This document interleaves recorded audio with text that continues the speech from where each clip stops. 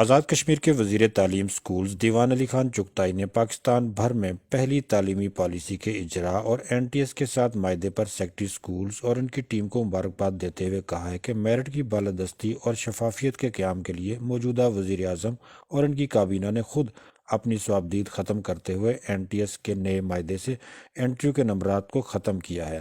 انہوں نے supreme court کے شکریہ ادا کرتے ہوئے کہا کہ تھرڈ پارٹی ریکروٹمنٹ کے حوالے سے سپریم کورٹ نے جلد کیس کو نمٹایا، جس سے آج این ٹی ایس کے ساتھ معاہدہ ممکن ہوا ہے۔ این ٹی ایس کے ساتھ ہونے والے معاہدے میں کوشش کی گئی ہے کہ نوجوان 100% اپنی اہلیت و صلاحیت کی بنیاد پر بھرتی ہو کر آئیں۔ سیکٹری تعلیم سکول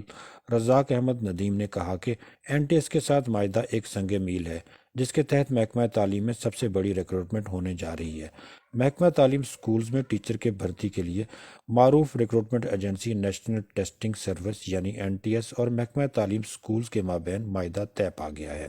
وزیر تعلیم سکولز دیوان علی خان چغتائی کی موجودگی میں سیکٹری تعلیم سکول رزاق احمد ندیم اور regional head N T S colonel retired Yousuf Jamal نے معاہدے پہ دستخط کیے۔ محکمہ تعلیم سکولز اور این ٹی ایس کے مابین معاہدہ طے پانے کے بعد اسکولوں میں آزاد کشمیر کی تاریخ کی سب سے بڑی ریکروٹ یعنی 3000 سے زائد اساتذہ کی بھرتی کا عمل شروع کر دیا گیا ہے اور 1-2 روز میں باقاعدہ اشتہار بھی شائع کر دیا جائے گا۔